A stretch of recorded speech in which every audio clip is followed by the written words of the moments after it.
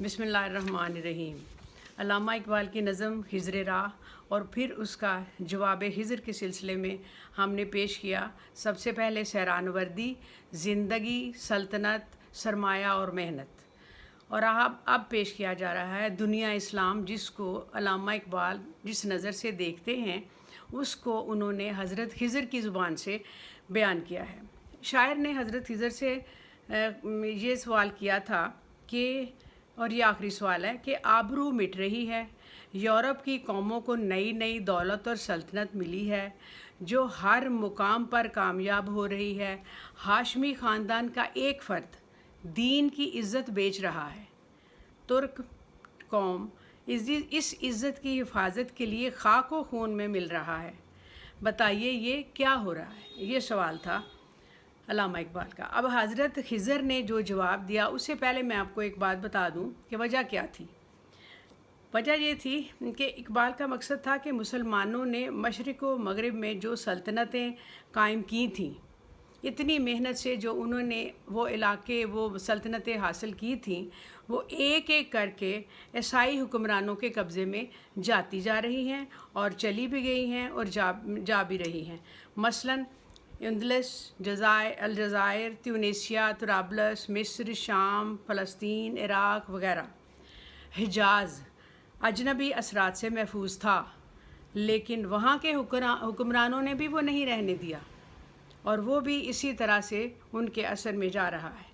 अच्छा, ये था इनका मकसद। अब इस मतलब शेर का क्या है? ये कहते हैं कि तू मुझे तुर्कों और अरबों की दास्तानें क्या सुनाता है? क्या मेरी निगाहों से ये कैफियत छुपी हुई है? मैं नहीं जानता कि ईसाई इस्लामी मीरास छीन कर ले गए हैं और हिजाज की मिट्टी ने कलीसा की बुनियाद के लिए ईंटें फराहम की हैं। कज़लबाशों की सुर्ख टोपियाँ ज़माने में ज़लील होने लगी हैं। जिनके सामने पहले लोगों की गर्दनें झुकती थीं, अब वो मजबूरन दूसरों के सामने सर झुका रहे हैं। ईरान अरब की शराब फरोशों से वो शराब ले रहा है जिसकी तेज़ी उनकी सुराहियों को पिघला देगी। दरअसल ये इशार सारे ईरान के बारे में हैं, जिसको यूरोप और रूस ने तकसीम कर लिया था और वहाँ यूरोपी तहज़ीब व तमद्दुन बहुत शौक़ से इख्तियार की जा रही थी और वो लोग उनके फ़रेब में फंसते जा रहे थे। मज़हब को पीछे छोड़कर अलग अलग वतन हासिल करने की कोशिश में 40 करोड़ मुसलमान सारी दुनिया पर जो भारी होते थे आपस में लड़ पड़े और इस्लामी कुव्वत मजरूह हो गई। जिस तरह अल्लामा इकबाल ने ये कहा था कि मुसलमान सारी दुनिया में मफलूज, महकूम और बेकार हो गए हैं। उन्हें बेकार कर दिया गया है।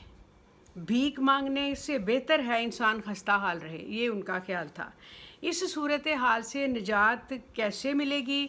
हिज्र ने इसका इलाज ये बताया कि बाहमी रब्त, इत्तेहाद से ही ये मुमकिन हो सकता है, वरना ये कौम कभी भी नहीं उठ सकेगी। और कहते हैं एशिया वालों को इस बात की समझ नहीं आ रही।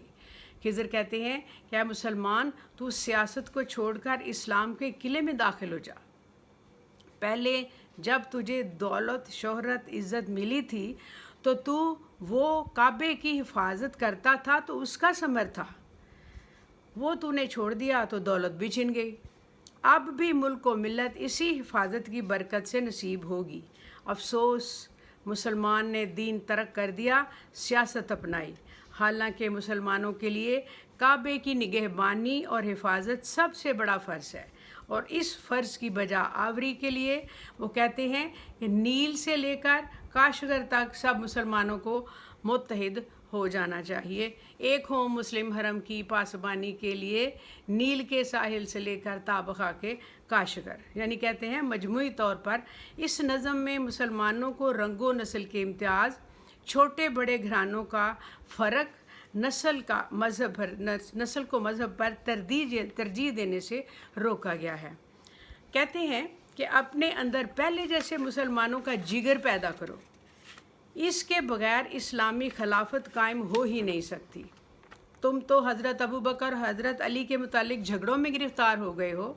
क्या तुझे होश नहीं आएगा? कब होश आएगा? اور کہتے ہیں کہ مسلمانوں کی فرقہ بندیوں اور باہمی کشمکشوں کی طرف اشارہ اس طرح کر رہے ہیں کہ یہ صرف خلافت کو ختم کرنے کے لیے ہی نہیں بلکہ اور بھی بہت سی وجوہات ہیں۔ یہ ایک حصہ اس کا میں نے پیش کیا دنیا اسلام کا۔ اس کا اگلا حصہ نیکسٹ ویڈیو میں پیش کروں گی، وہ بھی انشاءاللہ دیکھنا نہ بھولیے گا، اور یہ آپ کی سلیبس کے لیے بہت امپورٹنٹ ہے، اور یہ سب لوگوں اے لیول کے سب آپس میں شیئر بھی کر سکتے ہیں۔ شکریہ، نیکسٹ ویڈیو دیکھنی ہے۔